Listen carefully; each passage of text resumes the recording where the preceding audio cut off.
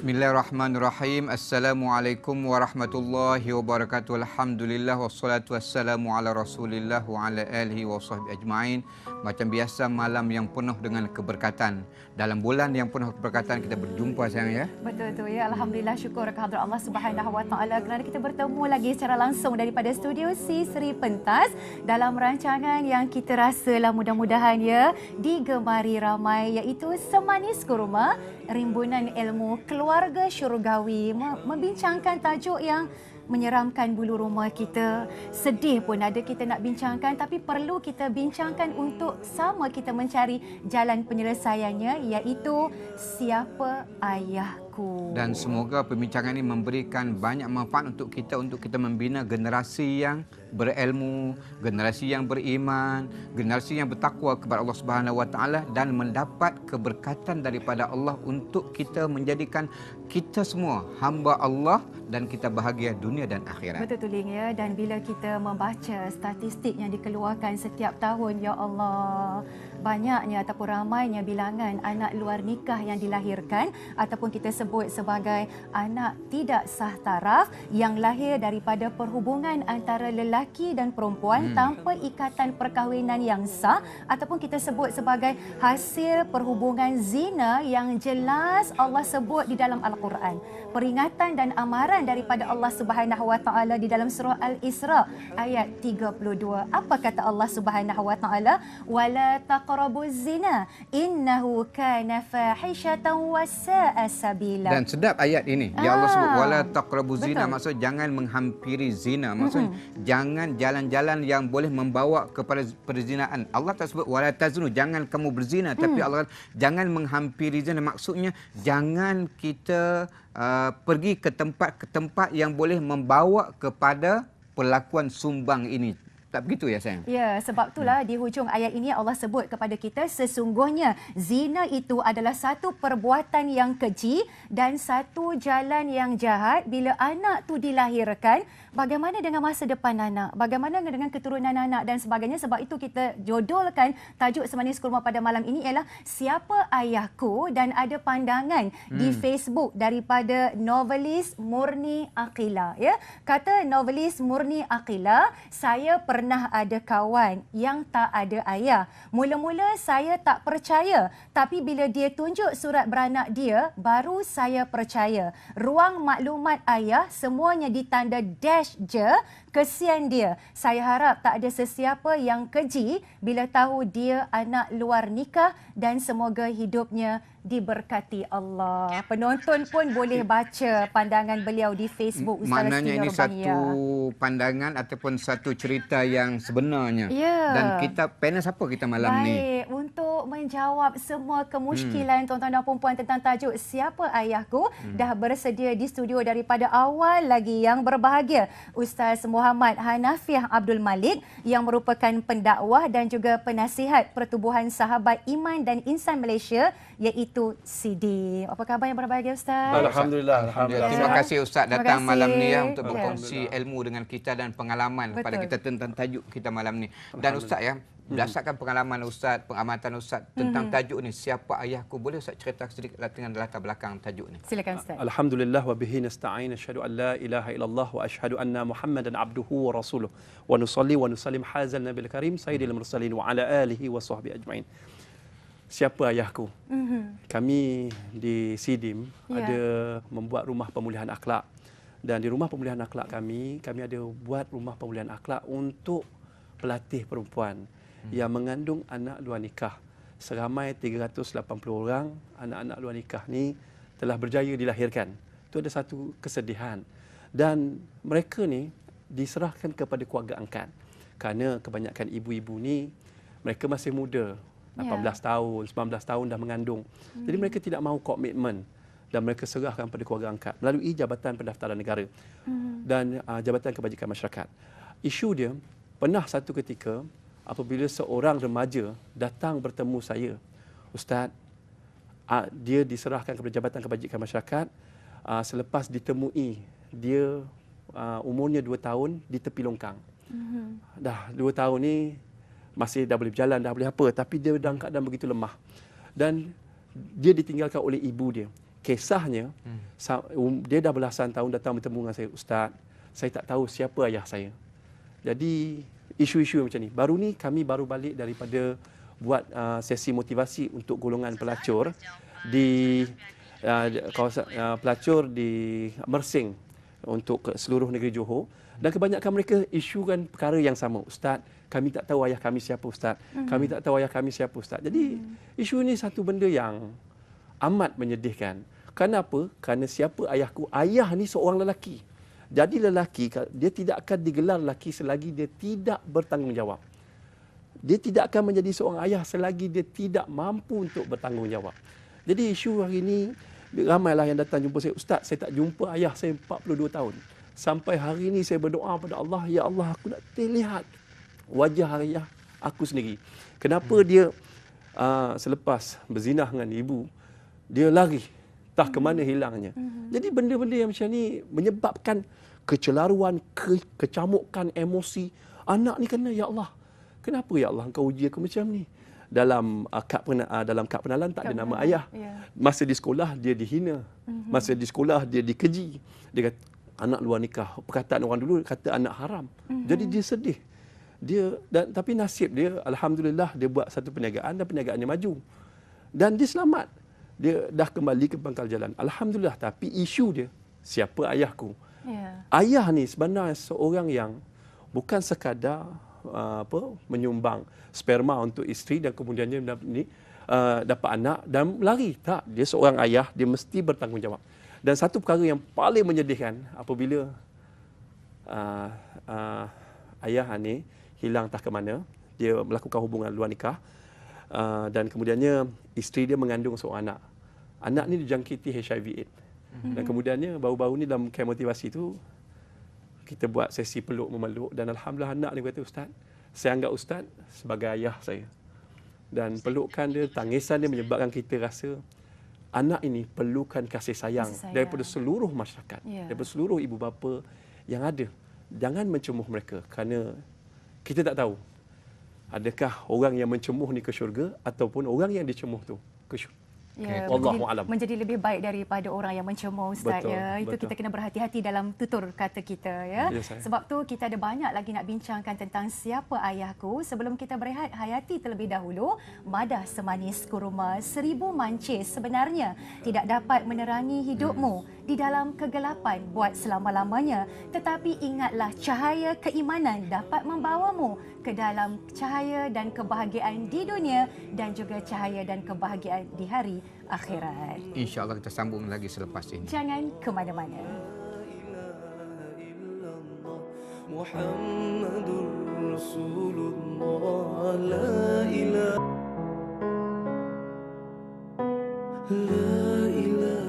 illallah. Alhamdulillah, Semanis Kurma Rimbunan Ilmu Keluarga Syurgawi menyambung mahabah dengan tajuk Siapa Ayahku. Sebelum kita berikan soalan seterusnya kepada panel kita, Ustaz Hanafiah, apa kata kita baca dulu ya link ya, pandangan di Facebook, antaranya juga daripada Siti Sabariah. Kata Siti Sabariah, Assalamualaikum Ustazah, saya ingin bertanya, setengah ibu bapa yang tahu hukum agama kadangkala membiarkan anak-anak perempuan mereka bercinta. Yang lebih menyedihkan lagi, membiarkan anak-anak perempuan mereka ke mana sahaja dengan teman lelaki. Bila ada yang menegur dan memberi nasihat, ibu bapa akan membela anak-anak mereka dengan berkata, alah, mereka cuma berkawan sahaja. Walhal ibu bapa tidak tahu apa yang anak-anak mereka lakukan di belakang mereka. Jangan sesekali menghalalkan apa yang diharamkan oleh Allah. Bagi saya, ini adalah salah satu jalan ke arah mewujudkan gejala anak luar nikah.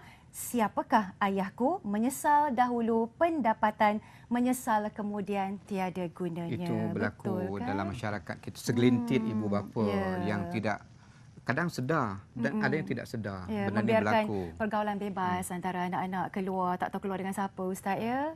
Okey Ustaz, tentang apakah yang dikatakan anak tidak sah taraf, silakan Ustaz. Okey, anak tidak sah taraf ataupun anak luar nikah apabila anak itu dilahirkan tanpa ayahnya ataupun perkahwinan yang telah berkahwin tapi anak itu lahir lebih kurang daripada 6 bulan. 6 bulan Qamariah, 6 bulan ikut kalender Islam.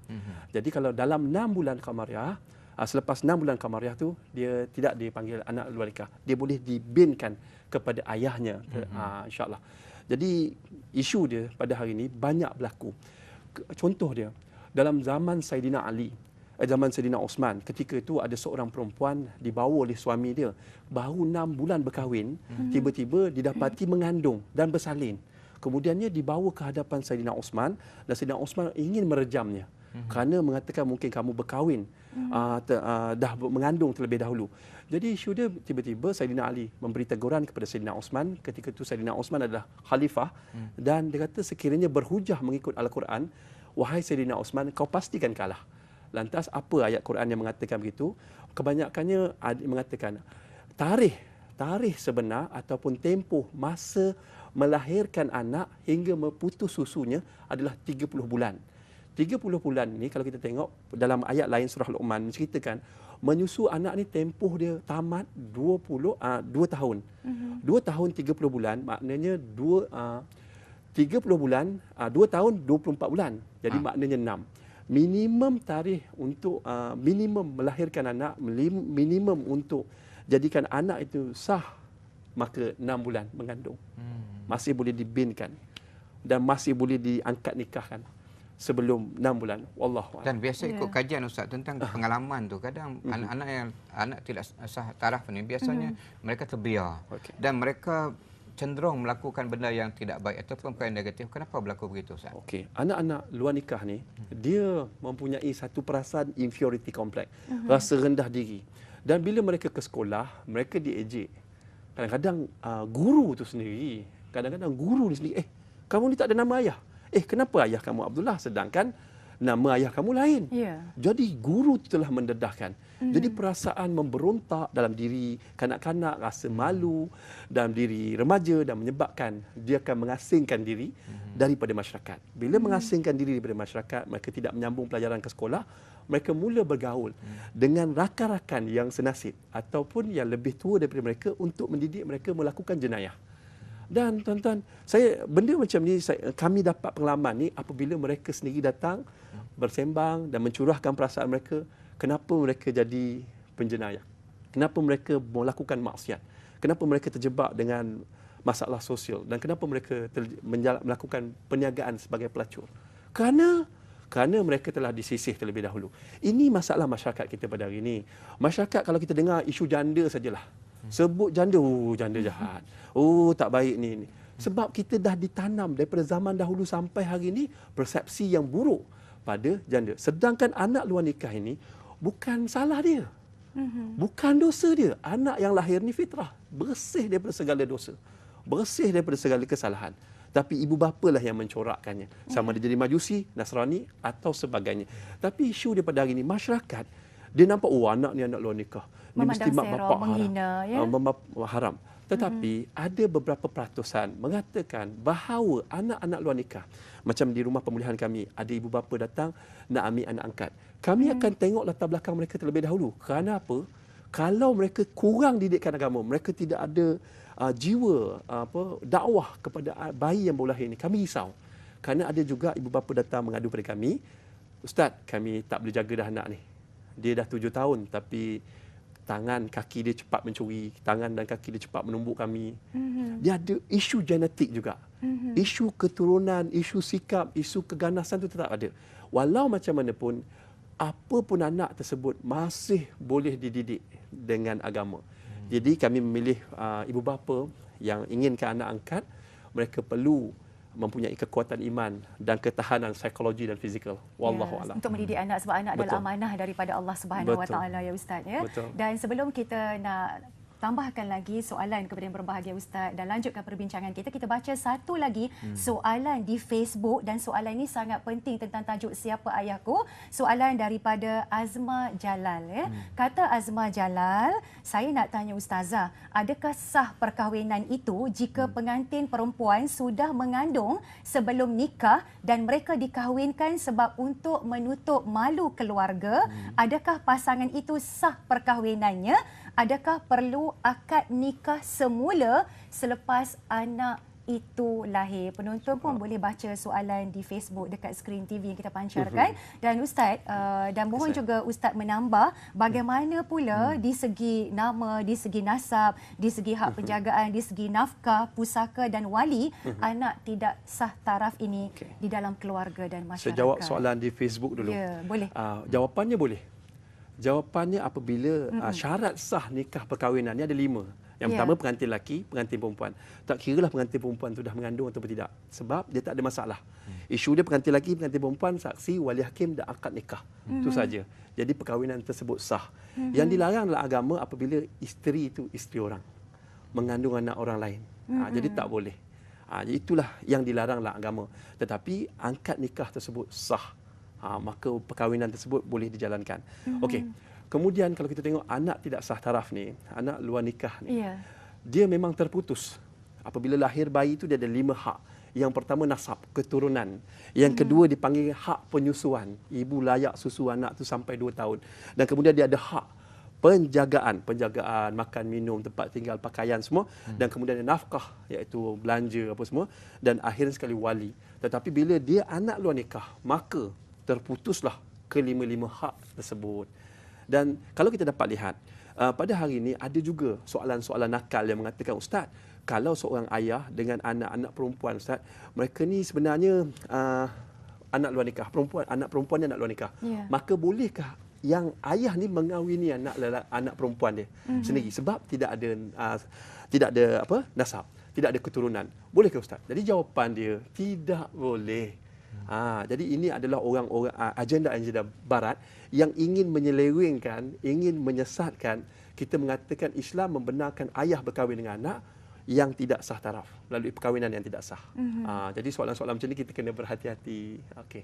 Dan Ustaz, kadang-kadang kita rasa pelik pun ada, marah pun ada, geram pun ada. Bila kita bincang tajuk ni mestilah kita geram sebab kita sepatutnya menaikkan imej Islam. Kita umat Nabi Muhammad sallallahu alaihi wasallam. Kita ada Al-Quran sebagai panduan hidup. Kita ada hadis Nabi sallallahu alaihi wasallam dan Nabi sendiri pun sebut di dalam sepotong hadis, wahai manusia, takutlah terhadap perbuatan zina kerana perbuatan ini akan mengakibatkan 6 perkara, 3 di dunia dan 3 lagi di hari akhirat. 3 di dunia kata Nabi sallallahu alaihi wasallam. Kesan daripada perbuatan zina ni, pertama menghilangkan wibawa, maknanya hilang kesucian diri dia. Di mana letak bahagia? Yang kedua mengakibatkan kefakiran. Yang ketiga mengurangi umur. 3 di akhirat kata Nabi sallallahu alaihi wasallam. Pertama mendapat kemurkaan Allah, yang kedua dihitung cara hisab yang paling buruk, yang ketiga siksaan dalam azab api neraka. Sekiranya mereka tidak bertaubat kepada Allah. Tapi kenapa berlaku perkara ni Ustaz? Okey. Jadi pada hari ini kalau kita dapat lihat, memang ujian. Ujian dia kerana beberapa banyak faktor yang memudahkan kita melakukan maksiat. Yang pertama sekali, kita hari ini, kebanyakan wanita pada hari ini seksi. Oh Ustaz, salahkan wanita yang seksi maka berlaku zina. Tak, tapi jawapan dia, bila wanita tidak menutup aurat dengan sempurna, dia akan menaikkan syahwat orang lelaki. Kalau dia tak dapat cara menggoda, maka dia akan buat cara yang lain. Contohnya rogol. Dan kemudiannya, kalau kita dapat lihat, kebanyakan pada hari ini media-media elektronik, media-media massa yang lain juga menggalakkan seolah-olah menjadikan satu trend pakaian yang mendedahkan aurat dan juga seksi. Okey Ustaz, kita ada pemanggil Ustaz ya. Assalamualaikum. Okey. Waalaikumsalam Ustazah. Assalamualaikum Ustaz. Waalaikumsalam warahmatullahi wabarakatuh. Silakan. Ini Mamu Hanifah ni daripada Pulau Pinang. Silakan Mamu. Silakan. Jauh ni dah. Ya, baik, jauh dari TV ya. Dengar tak? Dengar. Jelas sekali. Dengar. Suara macam orang muda. Suara Mamu clear sangat. Silakan Mamu Hanifah. Ya, Mamu tanya. Jikalau Mamu ni kalau anak di luar nikah. Ya. Kalau Mamu kahwin dengan lagi satu perempuan, kalau Mamu dapat anak daripada perempuan tu, apa macam Mamu punya keadaan tu? Lagu Mamu saja katalah kalau anak-anak Mamu ni anak luar nikah, lagu mana Mamu dapat anak tu lagu mana nak kata anak luar nikah juga ke atau anak Mamu sendiri ke? Nanti soalan Mamu. Okey, baik. Terima kasih kepada Mamu. Ya, Assalamualaikum. Waalaikumsalam warahmatullahi wabarakatuh. Jelas soalan Ustaz ya? Jelas. Okey, silakan Ustaz. Mamu dia kahwin dengan anak luar nikah. Ya. Maka ketika tu perkahwinan telah berlaku. Itu mana itu contoh ajalah. Contoh saja. Contoh saja. Jadi bila berkahwin, anak luar nikah boleh dikahwini, bukan tak boleh dikahwini. Siapa-siapa pun boleh berkahwin dengan anak luar nikah, cuma mereka ni tidak ada wali. Mereka perlu mewali hakim. Tapi isu dia, kalau dapat anak, alhamdulillah, itu zuriat daripada pemberi Allah. Tidak digelarkan keturunan seterusnya anak luar nikah. Sebab melalui perkahwinan yang sah. Ya. Okey, jelas, Maknanya bukanlah ini anak luar nikah, lepas tu kahwin nanti dapat anak tu pun anak luar nikah. Bukan tak. ya Ustaz Bukan. ya. Maknanya Okey, dah jelas kepada mamu yang Mamu yang bertanya bertanya jelas tadi. tadi ya. Dan Baik. insya-Allah kita ada benda lagi kita nak banyak tanya lagi kepada banyak lagi Ustaz. soalan ni ya. Tapi, Nak sambung punca tadi belum selesai bodoh Ustaz bagi tadi. itulah baru sikit Ustaz. Ustaz boleh tunggu lepas ni. Ustaz betul. kita sambung lepas ni punca-puncanya. Tapi terlebih dahulu Hayati dulu kata-kata daripada Pak Hamka. Kata Pak Hamka, sempurna ilmu kerana amal, sempurna agama kerana takwa, sempurna amal kerana niat dan sempurna kehormatan diri kerana wibawa. Maka insya-Allah kita sambung lagi selepas ini untuk menyempurnakan lagi tajuk ini. InsyaAllah kembali lagi selepas ni. Pastikan jangan ke mana-mana. ilaha illallah Muhammadur Rasulullah la ilaha illallah. Alhamdulillah, kita sambung lagi tajuk Siapa Ayahku ya, dan Ya. kita ada pemanggil sekarang di talian. Betul. Silakan. Assalamualaikum. Waalaikumsalam. Silakan terus bercakap. Nama saya Puan Hayati. Okey. Saya nak tanya kepada Ustaz macam ni.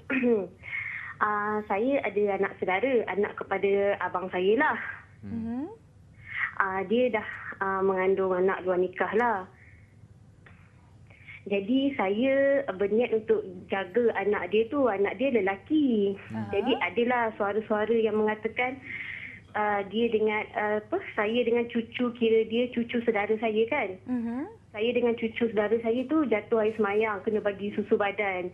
Jadi saya nak tanya pada Ustaz lah, macam mana tu? Saya dengan dia, dengan baby tu jatuh air semayang ke tak? Okey, Ustaz ada apa-apa soalan nak tanya kepada Puan Yati? Saya rasa saya jawab je. Okey, Jawapan baik. dia tak batal air semayang. Sebab Baik, terima dia kasih anak kepada buah Puan kita. Yati. Ya, silakan Ustaz. Okey, terima kasih. Okey. Terima kasih Ustazah. Okey, jawapan dia tak batal air semayang kerana dia anak buah kita saja. Jadi kat situ tak batal. Cuma dari segi aurat tu ada batasan juga. Ya. Walaupun makcik tapi ada batasan lah. Wallahu a'lam. Okey, baik, terima Okey. kasih kepada Ustaz Sama-sama. ya. Dan Dan- soalan seterusnya Ling. Dan biasanya Ustaz, kadang bila ada anak yang tidak sah taraf ni, biasa mereka terbiar. Dan apa peranan masyarakat untuk mengembalikan balik bahawa mereka tidak bersalah sebenarnya. Kita rasa sedih Ustaz sebab kita nampak mereka terbiar di jalanan, jadi Allah, pengemis, Allah, tak ada perhatian, tak ada kasih sayang. Jadi mungkin peranan masyarakat. Allahu Akbar. Saya nak cerita sikit. Sebab masyarakat Melayu kita di Malaysia ni, terutama di Malaysia ni, kita betul-betul minat menghukum, mengkeji, memfitnah, mengata, mengutuk. Sedangkan Rasulullah SAW pada satu hari didatangi oleh seorang wanita yang mengandung anak luar nikah. Datang jumpa Rasulullah, minta, "Ya Rasulullah, aku mengandung anak luar nikah. Maka hukumlah aku." Nabi cakap apa? "Baliklah dulu sampai selamat bersalin." Selepas bersalin, datang lagi berjumpa Rasulullah. Rasulullah kata, "Pergilah balik dulu, susukan anak ni sampai cukup 2 tahun." Lepas tu datang lagi, kemudian Rasulullah kata, "Cukuplah dengan taubatmu." Ingat, mereka yang melakukan zina adalah dosa-dosa besar. Tetapi apabila mereka bertaubat, ini dosa dengan Allah Ta'ala. Apabila mereka bertaubat, Allah ampunkan dosa dia. Selesai. Apa hukum kita mengumpat, menggeji, menokok tambah, memfitnah?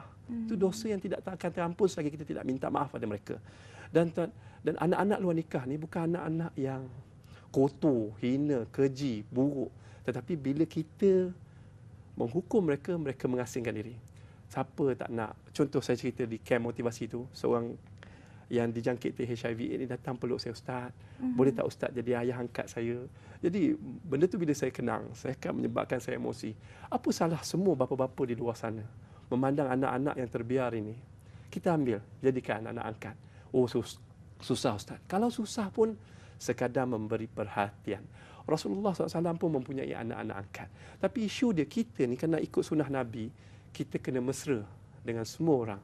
Sampaikan salam terlebih dahulu, tanya khabar, dah makan ke belum. Kadang-kadang ada anak-anak di lorong tak makan.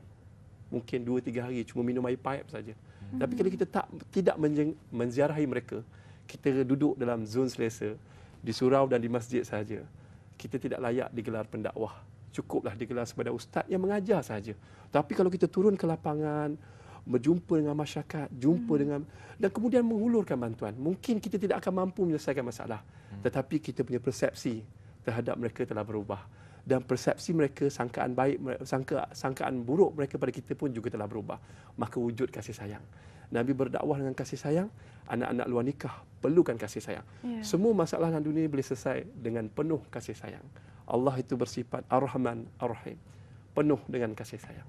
Wallahu a'lam. Baik, rasanya ya para penonton yang dirahmati Allah sekalian ya. Kita menitis pula air mata ni Ustaz ya bila kita mengenangkan nasib yang terbiar yang berlaku kepada anak-anak tidak sah taraf seperti ini. Dan sebenarnya Ustaz yang mereka tidak minta dilahirkan sebagai anak tidak sah taraf. Mereka tidak minta dilahirkan begini. Dan mereka sebenarnya tidak mahu dihina dan dipandang serong. Tapi apakah peranan yang perlu dimainkan oleh mereka yang bergelar anak tak sah taraf ni supaya mereka ada jati diri, ada kekuatan untuk menghadapi segala pandangan sinis masyarakat dalam masa yang sama membina masa depan yang cemerlang Ustaz. Formulanya 5H.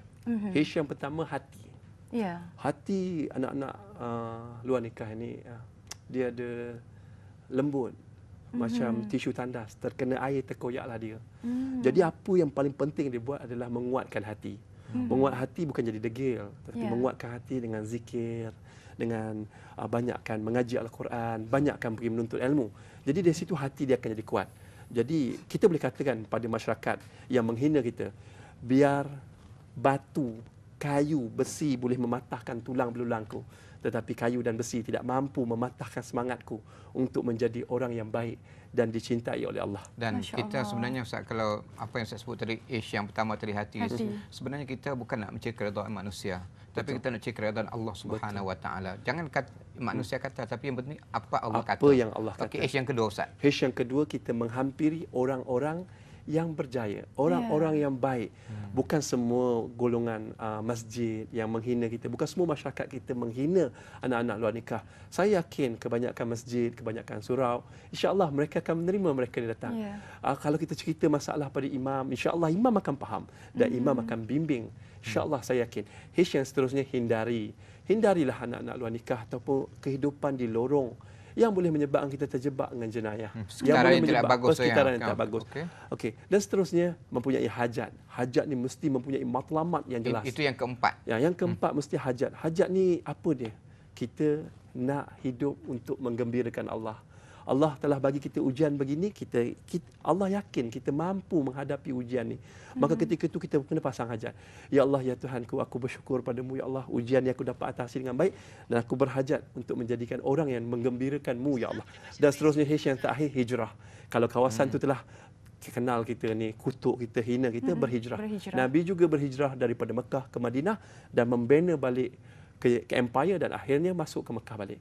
Boleh. Tapi syarat dia 5H ni, insya-Allah kalau diamalkan oleh anak-anak luar nikah, tak kiralah anak luar nikah ataupun tidak luar nikah, dia akan membangkitkan semangat untuk menjadi hamba Allah yang diredai berjaya di dunia dan akhirat. Wallahu a'lam. Baik, alhamdulillah, syukur kepada Allah ya. Semoga kata-kata Ustaz itu memberi semangat kepada mereka yang senasib dengan tajuk kita bincangkan, iaitu Siapa Ayahku. Dan Ustazah tersentuh hati sebenarnya bila baca pandangan daripada Nur Mukhti.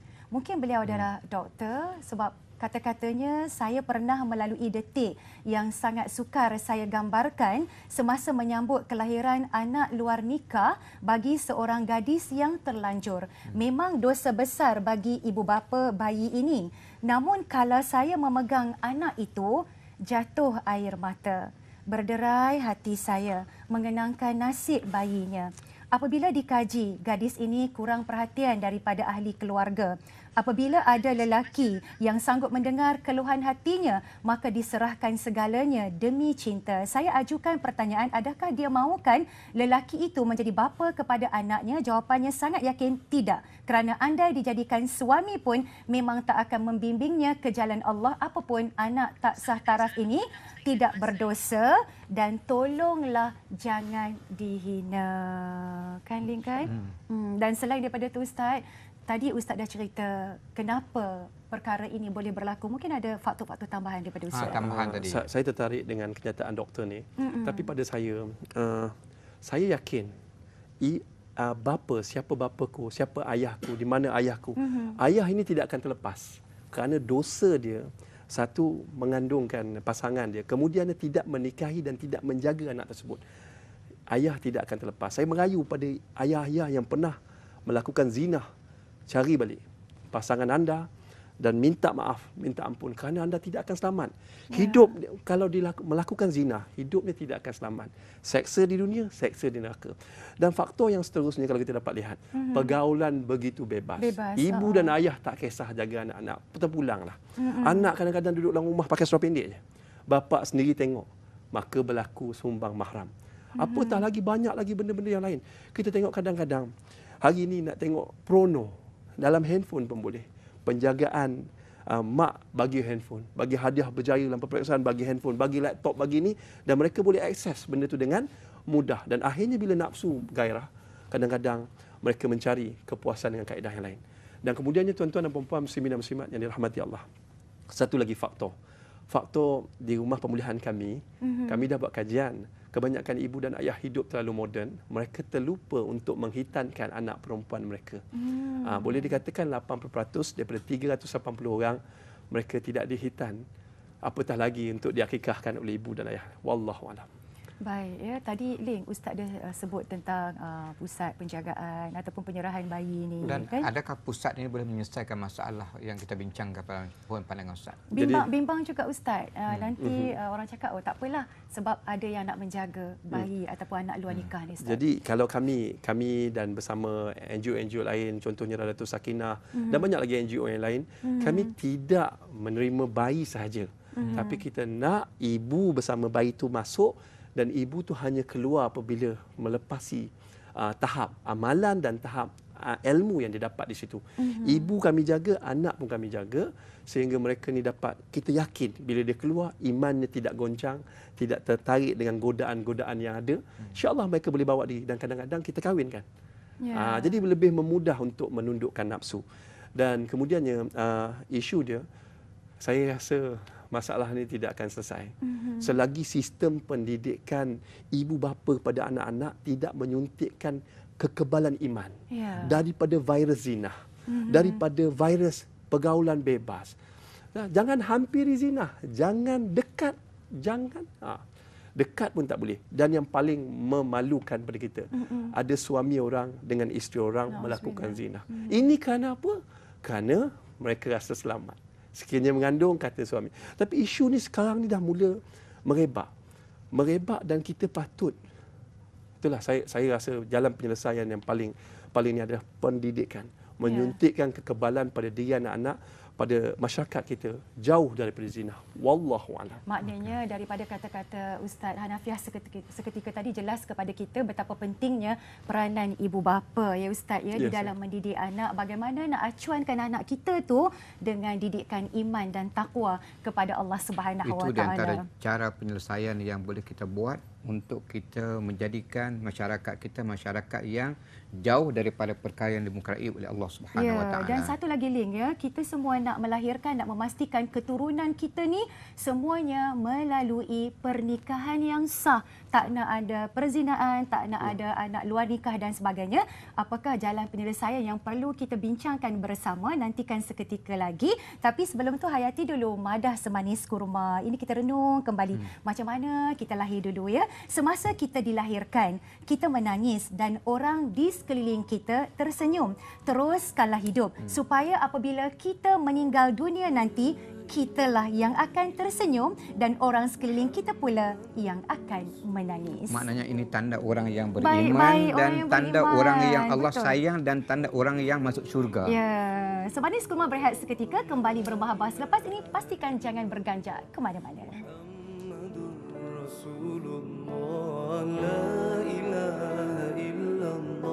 Muhammadur Rasulullah. Alhamdulillah, Semanis Kurma Rimbunan Ilmu Keluarga Syurgawi menyambung mahabah dengan tajuk Siapa Ayahku, dan tadi kita bincang dengan Ustaz Hanafiah ya, mungkin jalan penyelesaian yang terbaik. Ustaz fokus tadi tentang iman, pentingnya peranan ibu bapa. Tadi Ustaz kan? bagi tentang 5H tadi 5H, banyak tips ada Ustaz. Hati, hindar, hampiri dan sebagainya. Betul, mungkin ada yang lain. Boleh tambah lagi Ustaz.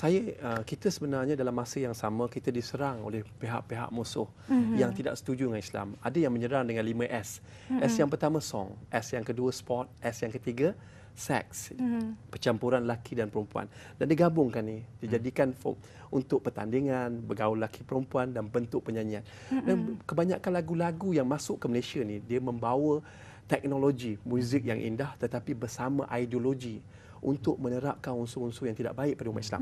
Dan seterusnya adalah STEAM. STEAM ni kita panggil rokok dan kita panggil arak. Jadi kalau boleh elakkan yang ni, insya-Allah dengan arak ibu sekali maksiat. Dengan araklah menyebabkan ada orang yang hebat alim tidur dengan orang dan akhirnya membunuh orang tersebut. Dan seterusnya adalah kita panggil skrin. Skrin ni kalau kita tengok hari ni penuh skrin. Bagaimana kita nak ke masjid dan surau kalau di rumah kita ada skrin TV yang sangat besar dan menghidangkan hiburan yang menarik. Ada juga pihak yang menyerang kita dengan food. Food hari ni tuan-tuan, kalau kita tengok banyak yang minum kopi. Kopi juga boleh merangsang kehendak seks yang luar biasa. Kalau kopi diminum oleh golongan remaja, pada hari ini golongan remaja telah dicabut oleh Allah kemahiran tidur awal. Dan akhirnya bila mereka tak ada kerja malam, mereka cuba mengisi masa lapang dengan aktiviti yang tidak senonoh. Dan H yang F yang seterusnya fashion. Fashion juga boleh merangsang seks. Dengan fashion juga akhirnya manusia boleh berzina. F yang seterusnya filem. Filem pada hari ini walaupun filem tu baik macam mana pun dia akan akhirnya ada unsur percintaan dan bercumbu. Dan akhirnya sampai hari ini kita tengok, oh tak salah kot masuk rumah, mak ayah tak ada, yang perempuan laki-laki masuk rumah. Perduaan-duaan dalam rumah. Jadi pemikiran remaja telah dibentuk dan akhirnya mereka rasa benda itu biasa je Ustaz. Berlaku zina biasa. Jadi yang pada saya yang paling penting, kita jauhkan daripada semua strategi musuh ni dan kita bina iman kita. Yang paling penting, hati ni, kita nak kuatkan hati kita dengan zikir. Ulama dahulu dia memang banyakkan zikir dan sesuai dengan hadis Nabi. Selepas solat subhanallah 33 kali, alhamdulillah 33 kali, la ilaha illallah, ni orang tinggal. Dia sebut Allahu akbar 33 kali. Jadi isu dia bila kita tinggal zikir la ilaha illallah, piling. Sistem piling dalam hati kita, la ilaha illallah Allah. Jadi nak membina insan, dia lebih hebat daripada membina bangunan setinggi 88 tingkat. Kita kena korek pada teras yang paling keras sekali, kemudian dipiling. Dipiling, dihentam, ditubi dengan palang untuk membina 88. Begitu juga membangun iman. Supaya bila datang ombak maksiat, kita tak bergoncang. Datang taufan zina, kita kekal dengan iman kita. Kita teguh dengan pendirian kita. Jadi saya merayulah, kalau boleh, kita nak latih diri kita ni jauh daripada zina. Pertama sekali, tundukkan pandangan. Tunduk pandangan. Kerana bila mata bertentang mata, lidah kelu nak berkata, macam-macam yang tegang dalam badan anggota. Itu susah. Dan ketika itu tuan-tuan, syaitan ni bila mata bertentang mata dia ada. Jangan berdua-duaan kerana yang ketiga adalah syaitan lelaki dan perempuan. Tadi saya nak cerita. 6 bulan Qamariyah apabila seorang perempuan mengandung dan bersalin. Daripada tarikh perkahwinan, maka anak itu boleh dinasabkan. Yang kemudiannya kalau kurang, maka tak boleh dinasabkan kepada keluarga itu. Tapi daripada tarikh perkahwinan, daripada tarikh akad nikah. Walau macam mana pun, saya nak jelaskan sikit pasal khitan tadi. Hari ini mak dan ayah terlalu banyak lupa dan tanggungjawab untuk menghitan anak. Anak lelaki dia sunat, tapi anak perempuan dia lupa. Dan lupa pada akikah. Jadi anak tu semakin hari semakin degil. Jadi macam mana pun tuan-tuan dan puan-puan, apa yang paling penting? Doa. Mak dan ayah kena doa. Mak dan ayah kena tunjuk contoh yang baik. Mak dan ayah kena hampir pada agama terlebih dahulu dan terapkan agama pada anak-anak. InsyaAllah anak-anak kita jauh daripada dosa noda. Wallahu a'lam. Amin. Terima kasih Terima berbahagia kasih Ustaz. banyak Ustaz beri ya. Banyak Panduan untuk input kita, ataupun tip untuk pandangan kita. ataupun ilmu yang kita dapat pada malam ni ya. Dan juga kita nak tambah sedikit jalan penyelesaian ataupun peranan yang perlu dimainkan. Semuanya ada 5 link. Silakan. Yang pertama sekali, peranan ibu bapa. Jadilah ibu bapa contoh kepada anak-anak. Itu yang pertama. Yang kedua, peranan remaja. Remaja, anak-anak, kuatkan jati diri kita ya. Jadi macam ikan. Walaupun ikan hidup di laut masin, tapi dia tidak masin, melainkan kita buat ikan masin. Itu remaja. Yang ketiga, peranan masyarakat. Peranan masyarakat mesti peranan al-amru bil ma'ruf wan nahyu 'anil munkar, iaitu menyuruh kepada kebaikan dan mencegah kemungkaran. Kemudian peranan media. Program media banyakkan program-program yang boleh membina iman dalam masyarakat kita. Dan peranan pihak berkuasa pula, kuasakan undang-undang yang yang boleh kita kata menyekat perkara-perkara yang tidak baik ini yang boleh membawa kepada perzinaan ni. Ya, dan sebagai rumusannya juga daripada Ustazah, yang pertama sekali berdoa kepada Allah agar Allah jauhkan kita semua daripada maksiat. Antara doa yang boleh kita baca ialah dalam surah Al-Mu'min ayat 3. Macam mana caranya, Lin? Okey, doanya kalau boleh kita amalkan iaitu ghafiriz zambi wa qabilit taub syadidil iqab zitauli la ilaha illahu ilaihil masir. Kau boleh amalkan doa ini selepas semayang 5 waktu macam Ustaz sebut tadi ya. Zikir kita pasakkan dalam hati kita keimanan yang mantap kepada Allah Subhanahu Wa Taala, yang kita tidak tergoda dengan godaan persekitaran ataupun maksiat yang berlaku di luar sana. Baik, yang seterusnya, yang kedua, berdoa kepada Allah Subhanahu Wa Taala agar kita dikurniakan zuriat yang taat kepada Allah. Ada banyak doa, antaranya surah Ali Imran ayat 38. Rabbi habli min ladunka zurriyatan thayyibatan innaka sami'ud du'a. Yang ketiga, didiklah anak-anak kita dengan akidah yang mantap, kerana akidah yang mantap inilah menjamin kebahagiaan hidup di dunia dan juga di hari akhirat. Yang keempat, utamakan ibadah kepada Allah, solat 5 waktu, solat berjamaah, bacaan Al-Quran, zikir, istighfar dan lain-lain. Yang kelima, pantau anak-anak kita sebab anak adalah amanah daripada Allah. Dan kalau boleh anak-anak balik ke rumah sebelum maghrib. Betul. Handphone anak, semuanya, bahan bacaan anak, semuanya perlu dipantau. Yang keenam, elak pergaulan bebas, dan Ustazah nak pesan kepada lelaki ke kepada wanita ke, kena ada sifat malu sebab Nabi sebut dalam banyak hadis malu itu adalah sebahagian daripada iman. Dan kalau boleh jaga yang Ustaz sebut tadi, jaga mata, jaga telinga, jaga perut, jaga kaki, jaga tangan kita. Insya-Allah kita selamat dunia dan sebab akhirat. Kalau tak jaga mata bahaya kan, Ustaz Hanafiah sebut tadi, bila mata bertentang mata, keluh lidah untuk berkata-kata. Dalam hati membisik rasa hanya engkau yang ku cinta. Dia nak dengar dah. I love you. I love you ke, metum sepia kertihu ke, dia tak peduli dah. Dan yang terakhir sekali, hentikan anak luar nikah, takutlah kepada azab Allah Subhanahu Wa Taala di dunia dan di hari akhirat. Bertaubatlah kepada Allah. Jutaan terima kasih kepada semua penonton setia Semanis Kurma, komen-komen dan pandangan di Facebook, dan paling penting jutaan terima kasih kepada yang berbahagia Ustaz Hanafiah yang berkongsi banyak ilmu kepada kita dan sanggup semua. Datang jauh pada malam ini ya. Alhamdulillah, walaupun Ustaz demam tapi Ustaz sudi datang. Terima kasih kepada penerbit dan kru yang bertugas dengan begitu baik pada malam ini. Jangan lupa minggu hadapan tajuk Semanis Kurma bersama dengan kami ialah aurat ketika bersalin.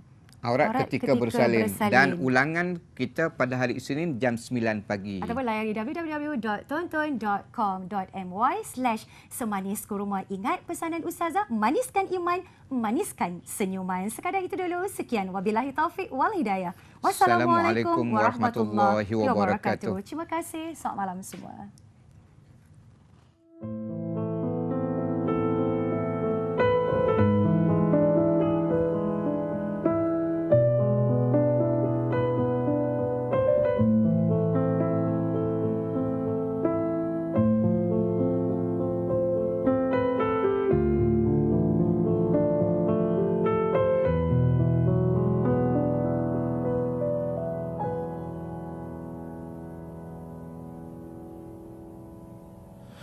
Tiada duka yang abadi di dunia, tiada sepi merantaimu selamanya.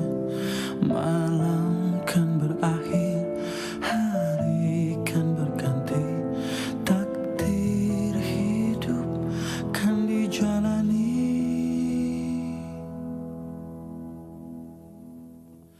Tangis dan tawa, nyanyian yang mengiringi hati yang rindu, tanda cinta di jalannya. Namun ku percaya, hati meyakini semua akan indah pada akhirnya. Andai bisa ku